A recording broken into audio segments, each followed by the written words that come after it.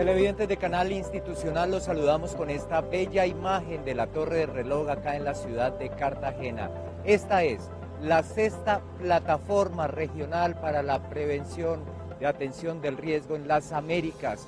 Nosotros desde el día de ayer hemos estado informando cada uno de los encuentros que se han ido realizando. Ayer contamos con la presencia del presidente Juan Manuel Santos. Hoy, en contados segundos, estará el ministro de Ambiente, Luis Gilberto Murillo. Muy buenos días, Carolina, ¿y qué nos espera este día acá en La Heroica? Hola, Juan Carlos, muy buenos días a todos nuestros televidentes que nos ven a través de Canal Institucional y vía streaming. Pues, Juan Carlos, hoy continúan las plenarias de esta sexta plataforma regional para la reducción del riesgo de desastres. Iniciaremos en pocos minutos la plenaria número 2.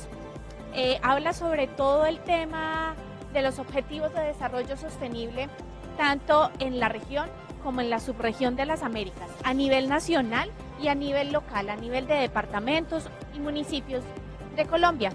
Contaremos, como bien lo dijo usted, con la presencia del señor ministro de Ambiente, el doctor Luis Gilberto Murillo, pero también con la señora Mami Misutori, la representante del secretario general para la reducción del riesgo de desastres de la Oficina de Naciones Unidas.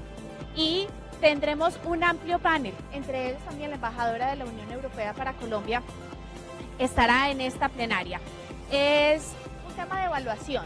Básicamente hemos venido hablando en el contexto del país sobre Hidroituango, sobre todo este tema, y allí estará uno de los ministros que ha estado en coordinación con el Sistema Nacional de Gestión del Riesgo de Desastres atendiendo esto y que hace un poco relación también a esa toma de decisiones frente al tema del desarrollo sostenible, sobre la responsabilidad de los entes tanto privados, comunitarios y públicos frente a la gestión del riesgo de desastres.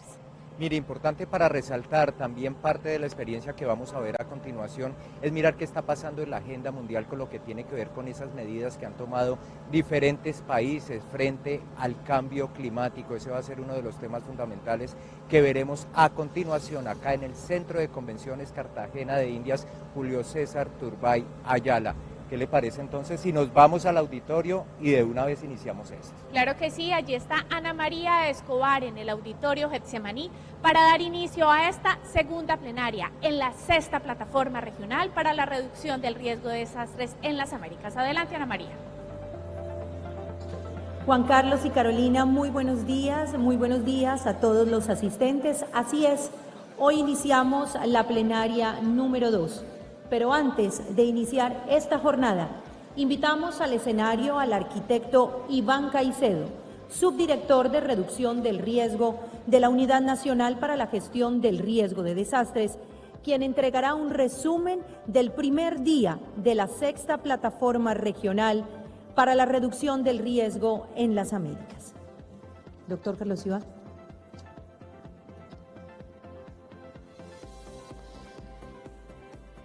Bueno, muy buenos días para todos. Antes de revisar el resumen de las actividades ejecutadas el día de ayer, el primer día de esta sexta plataforma regional de reducción de riesgo de desastres,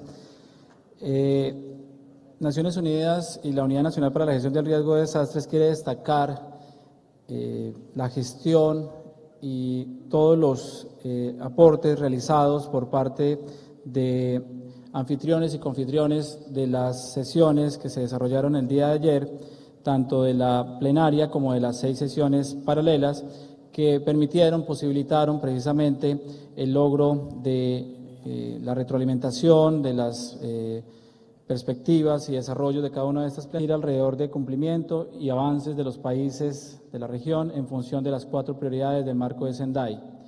Primero, la comprensión del riesgo de desastres, el fortalecimiento de la gobernanza del riesgo de desastres para gestionar dicho riesgo, la inversión en la reducción del riesgo de desastres para la resiliencia y el aumento de la preparación para casos de desastre con el fin de brindar una respuesta eficaz y reconstruir mejor en los ámbitos de la recuperación, la rehabilitación y la reconstrucción. En el marco del primer día de la sexta plataforma regional para la reducción del riesgo de desastres en las Américas se desarrollaron, primero, una sesión plenaria asociada a la primera prioridad del Plan de Acción Regional. Segundo, 6 sesiones paralelas, 2 por cada una de las 3 primeras prioridades del Plan de Acción Regional. y una sección técnica en la cual participaron representantes de los países de la región asociada a la identificación de los avances de los países en el cumplimiento del Plan de Acción Regional concertado en la 5ª Plataforma Regional para la Reducción del Riesgo de Desastres que se llevó a cabo el año pasado en Canadá. En el caso de la plenaria número 1, evaluación, análisis y monitoreo de riesgos, herramientas y experiencias, las conclusiones del panel incluyeron la identificación de la gestión del riesgo de desastres como un proceso continuo que involucra el trabajo comunitario y la resiliencia como un proceso que a su vez precisa voluntad y compromiso político. Derivado de lo anterior, se identificó la necesidad de continuar adelante con las siguientes acciones a fin de avanzar en el cumplimiento de esta primera prioridad. Realizar un enfoque diferencial en el manejo del riesgo, pero al mismo tiempo integral. Enfatizar en el entendimiento y comprensión del riesgo. Continuar con la construcción de capacidades para fortalecer nuestras instituciones y comunidades. Continuar con la mejora continua del conocimiento del riesgo como soporte para mejorar la toma de decisiones y las recomendaciones asociadas a la gestión integral e inclusiva del riesgo de desastres. Promover la articulación sostenida entre la academia y el sector público para llevar a cabo evaluaciones e investigaciones aplicadas a casos concretos e incluir las perspectivas de equidad de género de aspectos de discapacidades en los planes, programas y proyectos de reducción de riesgo de desastres donde todos los actores involucrados son protagonistas. Tuvieron asimismo lugar ayer 2 sesiones paralelas asociadas a la prioridad de confianzas mediante el fortalecimiento de su capacidad de análisis, modelación y pronóstico en el marco de los sistemas de monitoreo y seguimiento y que los sistemas de alerta temprana deben ser parte integral de los sistemas nacionales de gestión del riesgo de desastres y o protección civil con un enfoque multiamenazas debido a los fenómenos que se presentan en una región tan diversa. Reflejo de la mayor importancia mencionada anteriormente tiene su evidencia en el aumento de la inversión en equipos y personal a cargo de los mismos. De igual manera, se concluye que la información que se genera por parte de los institutos técnicos científicos es la base de toma de decisiones cada vez más informadas en la región y ello aumenta la necesidad de mejorar y compartir información que posibilite tomar decisiones tanto por parte del sector público como privado en el marco de los sistemas nacionales de gestión del riesgo de desastres. La generación de información y conocimiento de los factores de riesgo en la región se asocia a su vez con otras líneas de acción de las prioridades 2 y 3 del Plan de Acción Regional, en la medida que cualifica las decisiones de reducción del riesgo de desastres.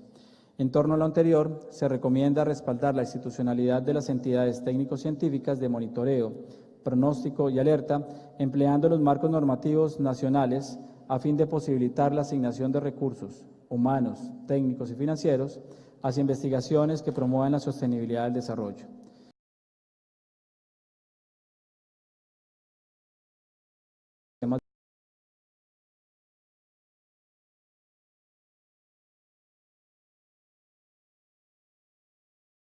Y aumentan la productividad. Ciudades resilientes y una nueva agenda urbana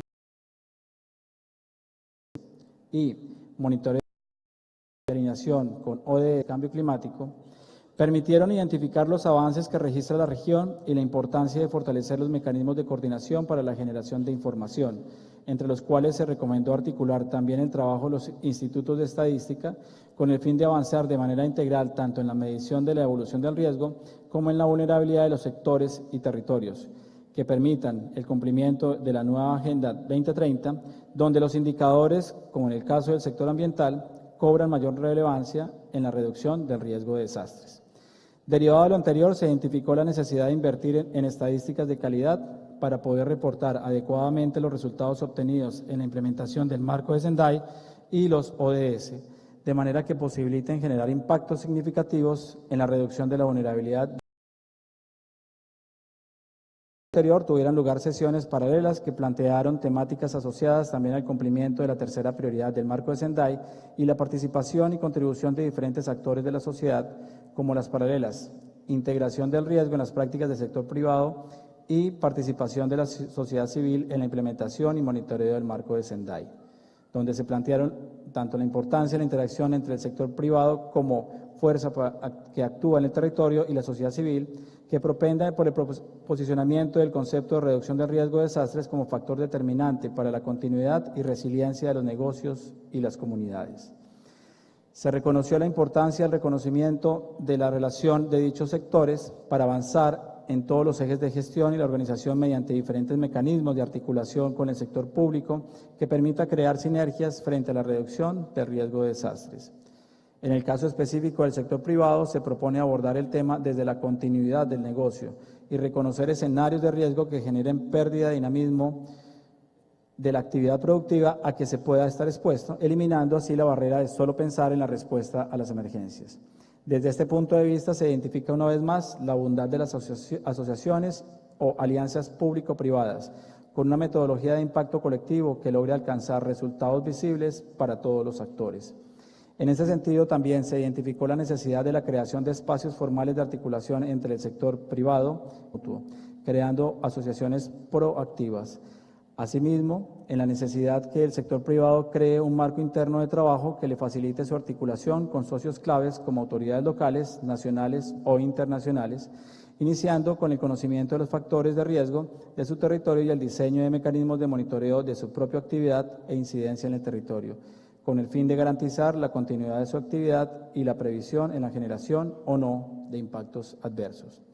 Para el caso de la sociedad civil, se presentaron casos exitosos del trabajo de comunidades con ONGs, donde el resultado de dicha interacción propende por la sociedad más cohesionada gracias a la transferencia de capacidades por parte de estas instituciones y la identificación, al igual que en el sector privado, de la importancia en la formalización de los mecanismos que integren la participación social como elementos que promueven la sostenibilidad de los procesos de reducción del riesgo de desastres.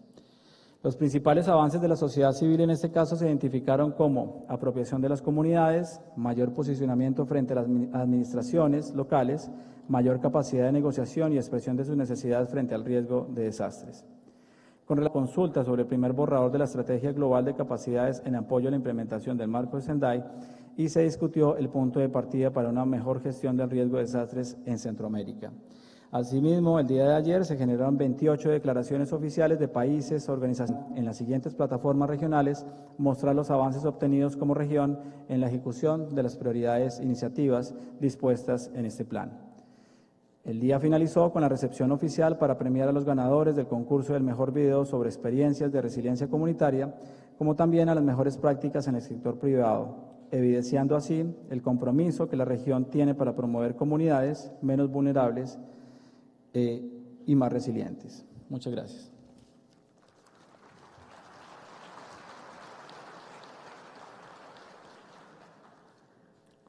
Ahora damos la bienvenida a la segunda plenaria denominada Articulación de Agendas Globales de Cambio Climático, Reducción del Riesgo de Desastres y Objetivos de Desarrollo Sostenible en la planificación regional, subregional, nacional y local, en donde se busca identificar desde las perspectivas nacionales la manera como los diferentes países y organismos internacionales articulan la implementación de los compromisos planteados en las agendas globales tanto de cambio climático, objetivos de desarrollo sostenible y gestión del riesgo de desastres. En esta plenaria participan como moderadora Mami Mitsutori, representante especial del Secretario General de Naciones Unidas para la Reducción del Riesgo de Desastres, y como panelistas, América Santos Riveiras, viceministra del Ministerio de Ciencia, Tecnología y Medio Ambiente de Cuba, Martín Santiago, coordinador residente de Naciones Unidas en Colombia, Patricia Lombard Cusack, embajadora de la Unión Europea ante Colombia, José Luis Samaniego, director de la División de Desarrollo Sostenible y Asentamientos Humanos de la CEPAL. Se incorpora a este panel en próximos minutos Janet Alegría, viceministra de Ambiente de Colombia. Damos paso a la moderadora, la doctora Mami Mitsutori. Muchas gracias. Buenos días. Ayer tuvimos un día muy productivo que culminó con un carnaval tremendo, mucha alegría, pues mucho baile, y hoy pues empezamos de nuevo con la sesión plenaria 2. Esta sesión fue organizada por mi oficina, la Oficina de las Naciones Unidas para la Reducción del Riesgo de Desastres, en conjunto con la Unidad Nacional para la Gestión del Riesgo de Desastres y también el Ministerio de Ambiente y Desarrollo Sostenible del Gobierno de Colombia. La sesión se trata de un tema sumamente importante de cómo vamos a cumplir coherencia entre las importantes agendas que la comunidad internacional tiene. El año 2015 fue un año sumamente importante para nosotros, en que fue el año, en marzo primero, los Estados miembros de ONU adoptaron el marco de Sendai.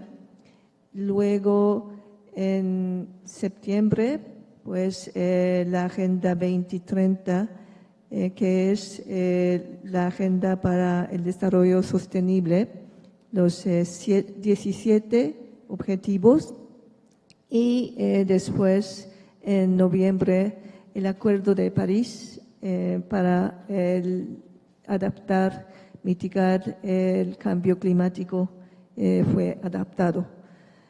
Y también tenemos que recordarnos de la nueva agenda de urbanización, la acción de Addis Abeba.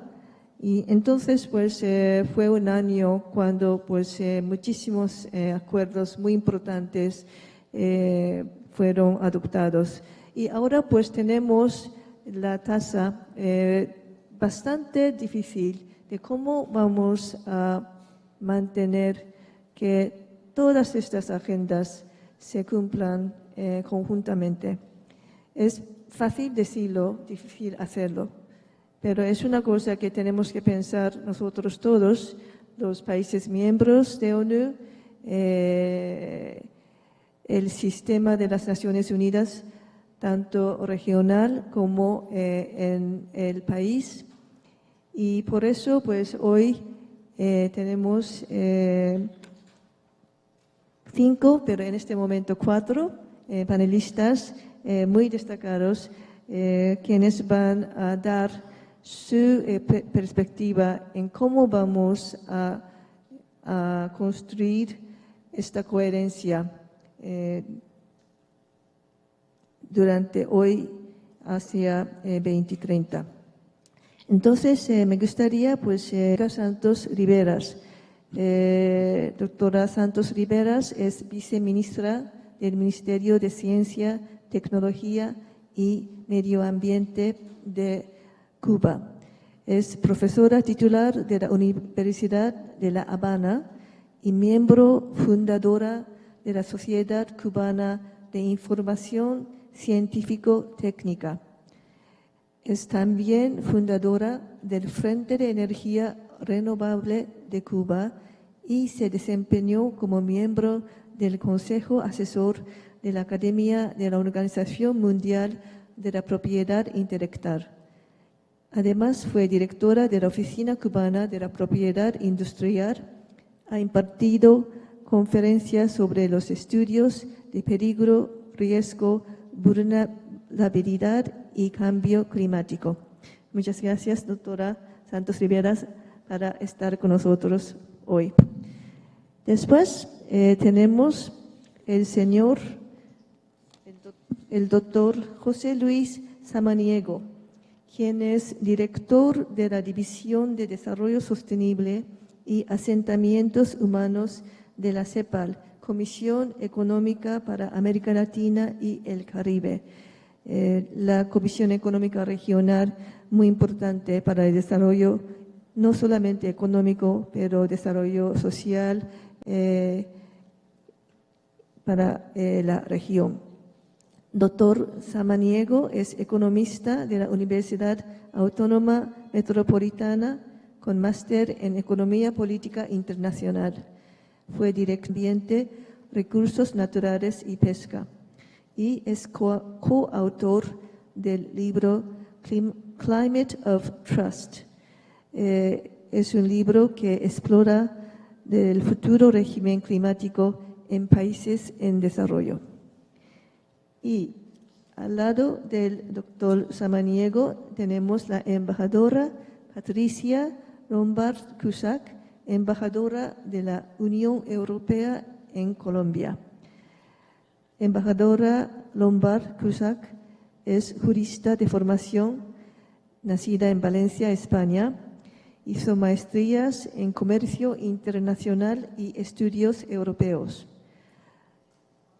La embajadora Lombard-Cusack cuenta con más de 20 años de experiencia en las instituciones de la Unión Europea, siempre en las áreas de relaciones internacionales y política exterior. Trabajó en las direcciones para América Latina y el Medio Oriente y se ocupó de países como Argentina, Brasil, Uruguay y Paraguay. También fue parte del gabinete de comisarios europeos encargados de relaciones exteriores y en su más reciente cargo, antes de ser designada embajadora aquí, fue directora de infraestructura, presupuesto y seguridad en la sede central del Servicio Europeo de Acción Exterior.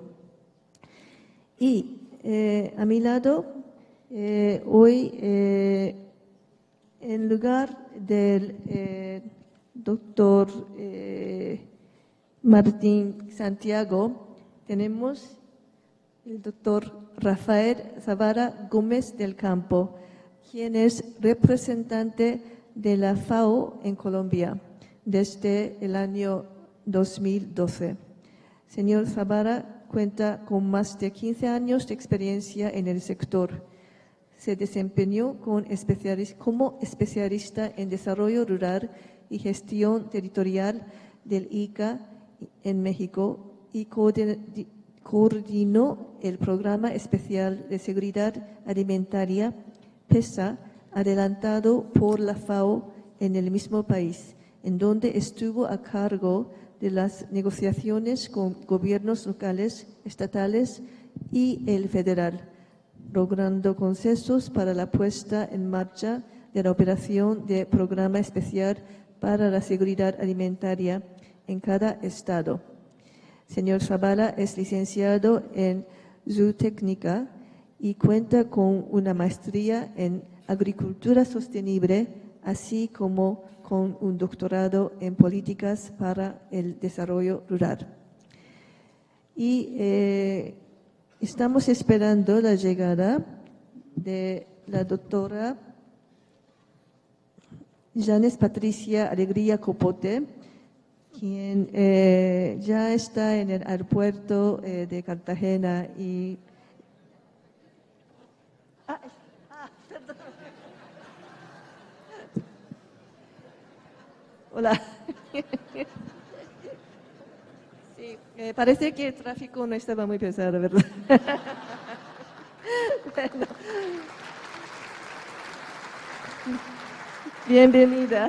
Bienvenida, doctora Janes Patricia Alegría Copote, y permítame introducirle. Entonces, la doctora Alegría Copote es viceministra de Ordenamiento Ambiente del territorio del gobierno cubano, colombiano. La doctora es ingeniera industrial, nacida en Cali, distrito de Agua Blanca, con especialización en gerencia del medio ambiente. Tiene experiencia de más de 22 años en el manejo de temas ambientales y se venía desempeñando como subdirectora del Departamento Administrativo de Gestión Ambiental de Cali. Del viceministerio hacen parte las direcciones generales de Ordenamiento Ambiental y Cambio Climático y la subdirectora de Educación y Participación. Bueno, entonces tenemos y queremos entrar pues ya en la parte pues más importante de esta sesión, pues las presentaciones. Bueno, nosotros hemos presentado preguntas antes con un poquito de tiempo a cada uno de los panelistas. Entonces, voy a pues leer la pregunta que hemos poseado y después pedir a que pues los panelistas hagan su presentación. Entonces, la primera panelista es la viceministra América Santos y la cuestión que teníamos para la viceministra fue lo siguiente. Cuba ha tenido un rol de liderazgo en las negociaciones de los principales marcos globales de desarrollo a nivel internacional. Y al mismo tiempo, a nivel de país, Cuba ha logrado avances sin precedentes para obtener diferencia entre, 1, la reducción del riesgo de desastres, 2, la adaptación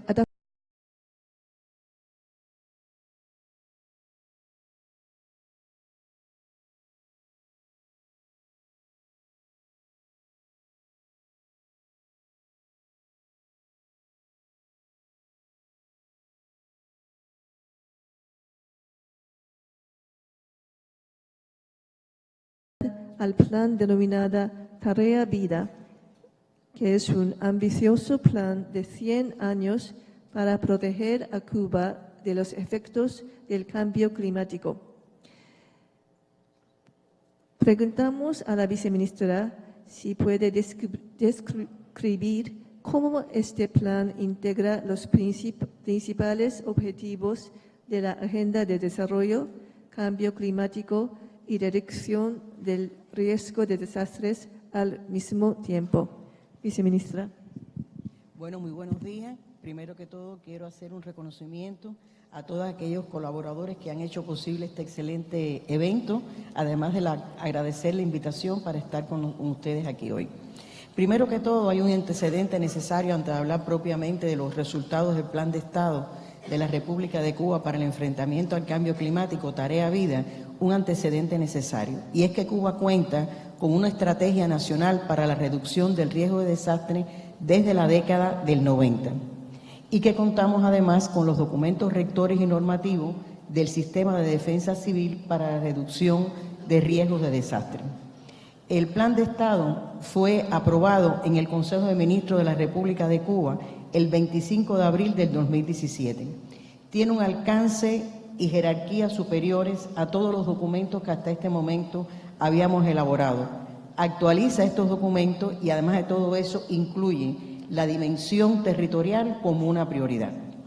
Otro elemento a señalar es que requiere y tiene concebido un programa de inversiones progresivo, corto plazo, mediano, largo y más largo plazo hasta el 2100. Esta tarea está conformada por 5 acciones estratégicas y 11 tareas. No voy a referirme a todas, solamente voy a nombrar algunas. Entre estas acciones estratégicas está no permitir construcciones de viviendas en los asentamientos costeros amenazados, con el objetivo de, y tenemos muy bien identificadas, las poblaciones vulnerables, mujeres, niños, ancianos y discapacitados. Otro elemento importante es desarrollar acciones constructivas, porque si bien el cambio climático sabemos cuáles son las consecuencias que nos puede traer, no deja de ser un importante desafío tecnológico, por lo que tenemos que asumir otras herramientas ingenieril para realmente proteger nuestras costas. Reducir las áreas de cultivo próximas a las costas, diversificar los cultivos y sobre todo el desarrollo de nuevas variedades resistentes al nuevo escenario de temperatura. Y planificar en los plazos establecidos el reordenamiento de los asentamientos y estructuras según nos permita nuestro plan de la economía y la utilización de convenios internacionales. Por otro lado, está implementar las normas jurídicas que nos permitan respaldar la ejecución de ese plan de Estado. Por otra parte, tenemos una acción que está vinculada a lo que es la recuperación y mantenimiento de nuestros manglares y los arrecifes coralinos, y una máxima protección de la deforestación y la calidad y cantidad de nuestro suelo. Hay un elemento importante que es implementar y controlar las medidas de adaptación y mitigación al cambio climático en correspondencia con las políticas sectoriales que abarca la agropecuaria, la construcción, la salud, entre otros sectores del país.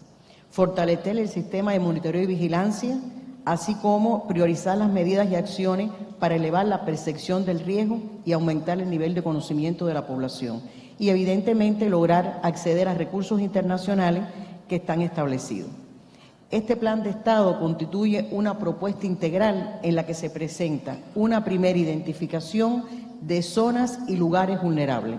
Eso es una primera identificación, en la que se trabajando con las afectaciones que tenemos, cómo acometerlas y las que pueden ser enriquecidas durante su desarrollo e implementación, quiere decir, no es un plan estático, sino se van incorporando zonas vulnerables, además de las que están identificadas.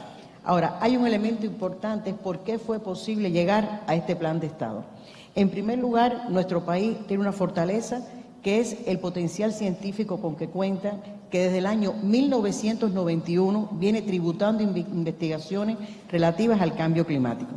Ya en el año 2004 esto se fue intensificando, estas investigaciones, producto de los impactos negativos que tuvimos causados por los huracanes Charley e Iván en el occidente del país. Posteriormente empezamos a trabajar los estudios de peligro, vulnerabilidad y riesgo que están en todos los municipios, en los 169 municipios del país, lo tienen todas las autoridades del gobierno y las comunidades. Y lo más importante es el trabajo que se ha visto con las comunidades, no de enfrentar el cambio climático por el miedo, que puede ser terrible, que no deja de serlo, sino cómo adaptarnos a esa realidad. Por otro lado, tenemos el macroproyecto sobre peligro y vulnerabilidad de la zona costera 2050-2100. Algo importante que ha tenido este plan de Estado es que no ha sido elaborado solamente por nuestro ministerio, sino un programa de integración y complementariedad de la academia, los gobiernos y la sociedad civil. Anualmente se prepara para la dirección del país un mapa informe sobre los escenarios de peligro y vulnerabilidad. Y ahí hemos podido apreciar que ya el nivel del mar en Cuba ha subido 6,77 centímetros. Ahora, ¿cómo se controla ese plan de Estado? Cada organismo, cada entidad sabe lo que le corresponde de los temas y las acciones que están establecidas. Por lo tanto, tiene que conciliar y rendir cuenta ante nuestro organismo cómo se está implementando las medidas, cómo se concilia con el plan de la economía y cuáles son sus vías de financiamiento. También estamos, por otra parte, intensificando las acciones e iniciativas para acceder al financiamiento, no solo del Fondo Mundial para el Medio Ambiente, sino también con el Fondo Verde y otras fuentes bilaterales. Este plan de Estado involucra a todos los sectores de la comunidad y, sobre todo, hemos trabajado para lograr integrar coherentemente la implementación de los Objetivos de Desarrollo Sostenible, nuestra tarea vida, el Plan de Desarrollo del país hasta el 2030 y los lineamientos de la política económica y social del partido, así como indicadores comunes que vinculan a los objetivos de las diferentes agendas globales para la planificación del desarrollo. Este plan de Estado, entre sus principios, tiene la prevención, el preparativo, la respuesta efectiva y la recuperación. Nos permite prepararnos con antelación al desastre mediante la integración de la reducción de riesgo de desastre en las medidas de desarrollo, lograr que sea sostenible y haciendo de nuestro país y la población sean resilientes a las mismas. Muchas gracias.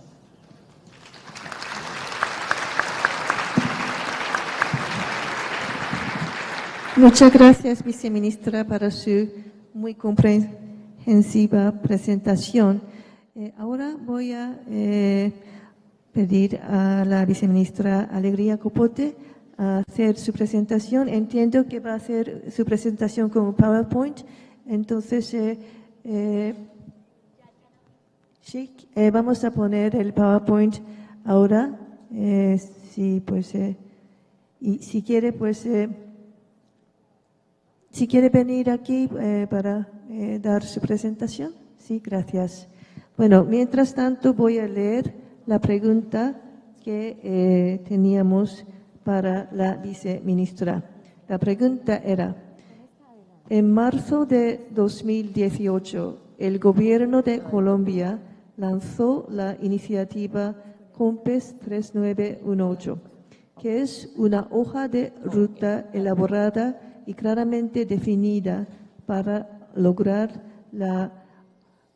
los objetivos de desarrollo sostenibles, junto con las principales agendas globales, incluyendo el marco de Sendai, y ha designado a 30 entidades nacionales para colaborar en el avance de esta hoja de ruta. Preguntamos a la viceministra si puede compartir con nosotros cuáles fueron los desafíos para avanzar en la integración interinstitucional y de políticas a fin de implementar esta hoja de ruta y asegurar la coherencia en el logro de múltiples agendas simultáneamente. Dado que Colombia ha hecho adaptación que nos ha ayudado mucho, obviamente, con las obras y con todas las acciones que se implementan a través de este fondo en el tema de mitigación y adaptación al cambio climático, pero también en la conservación, obviamente, de nuestra biodiversidad. Se logró reestructurar el Ministerio. El Ministerio de Ambiente fue creado mediante la ley en el año 99, sin embargo, en el transcurso de los años, pues venía realizando unas acciones continuas, pero ya en el año pasado, 2017, se logró reformular, y a raíz de esa reformulación y esa reestructuración que tuvo ese ministerio es que existe el viceministerio que estoy liderando, que es ordenamiento ambiental del territorio. Entonces su nombre es muy importante porque la ordenación del territorio es un tema indispensable para poder lograr los temas de control y reducción de riesgos, básicamente.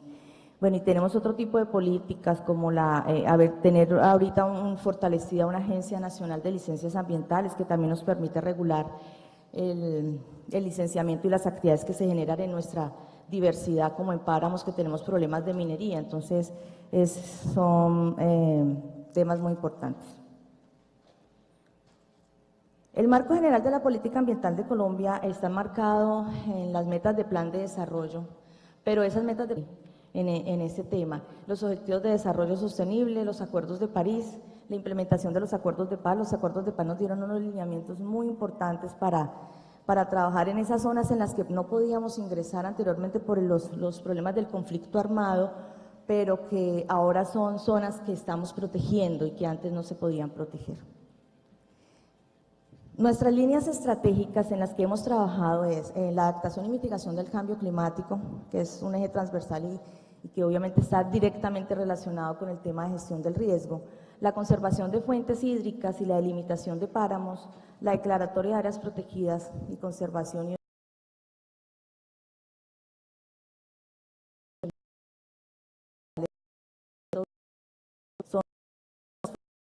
no solo ambiental, sino social. O sea, es muy importante cuando tenemos zonas de protección también dar oportunidad, porque tenemos zonas de protección invadidas. Yo creo que eso no solamente sucede en Colombia, sino en muchas partes del mundo, seguramente, sobre todo en aquellos países que están en proceso de desarrollo, y es páramos y bosques invadidos.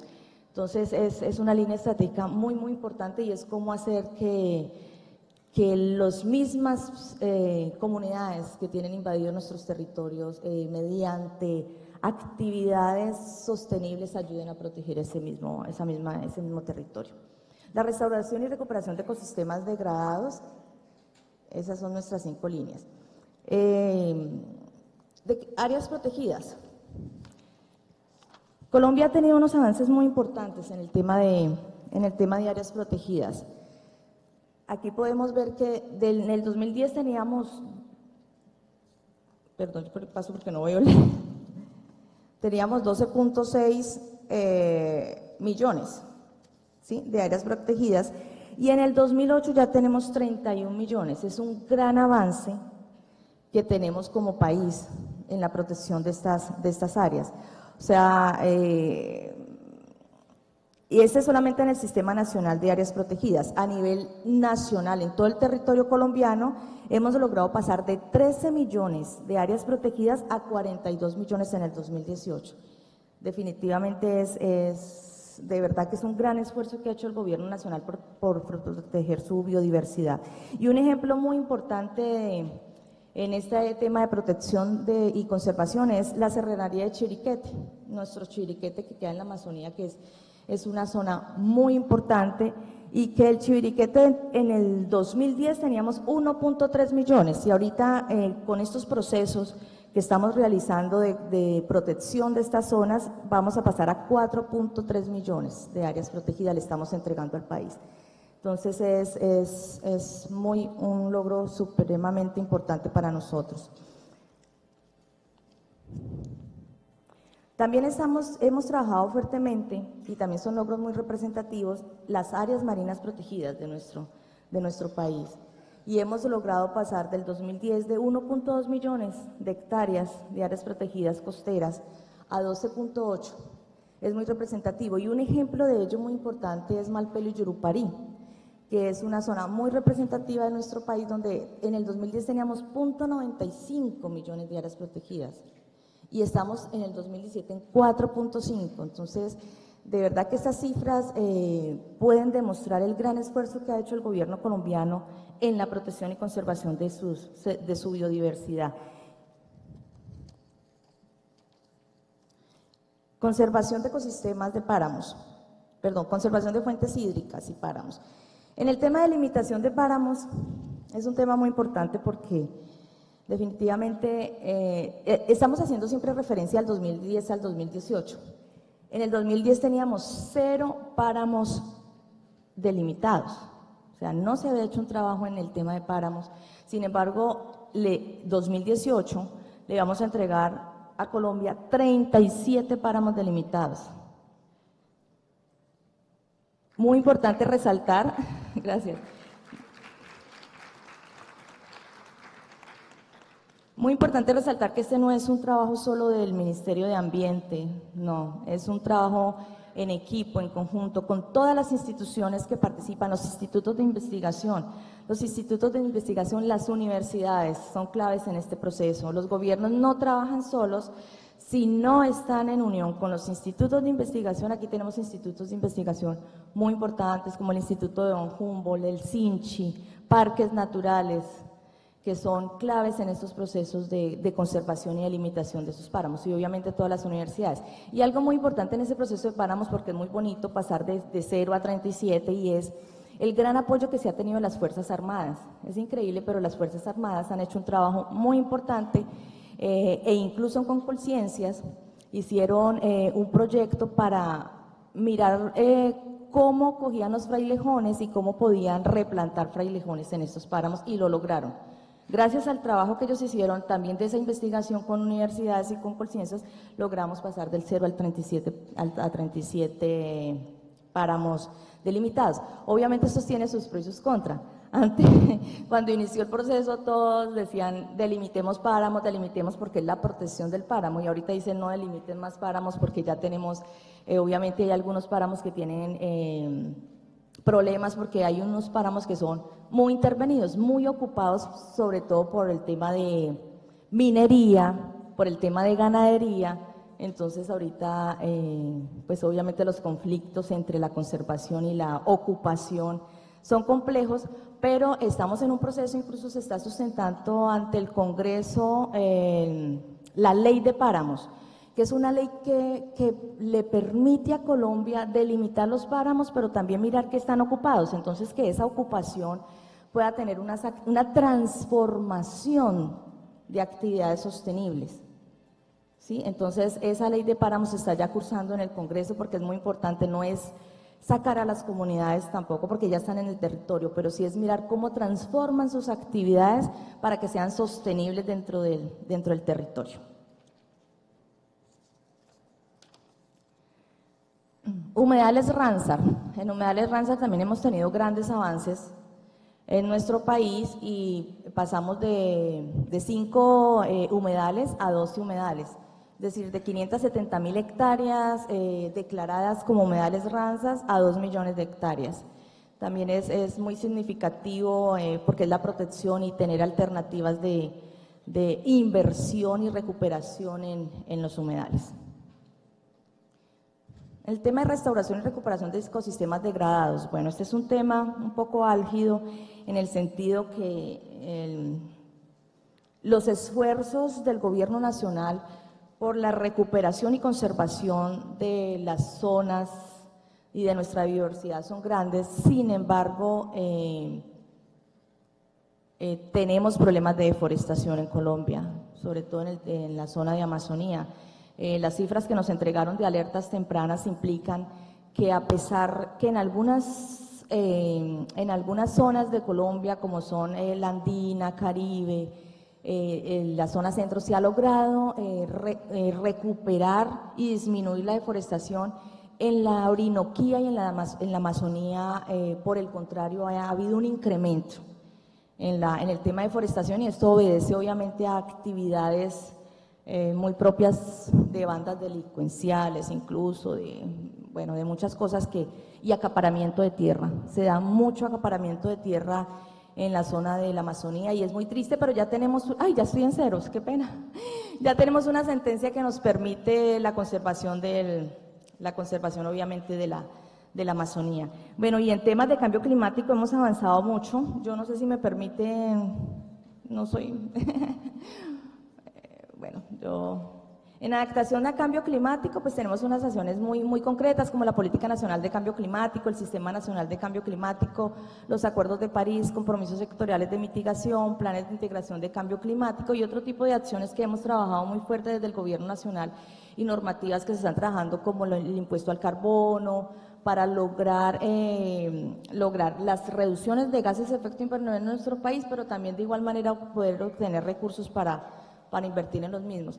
Y yo quiero dejar muy rápido es que la importancia del Sistema Nacional de Gestión del Riesgo. Venimos trabajando en el Sistema Nacional de Gestión del Riesgos y participando y tenemos una unidad nacional de gestión del riesgo muy fuerte que nos une a todo el sector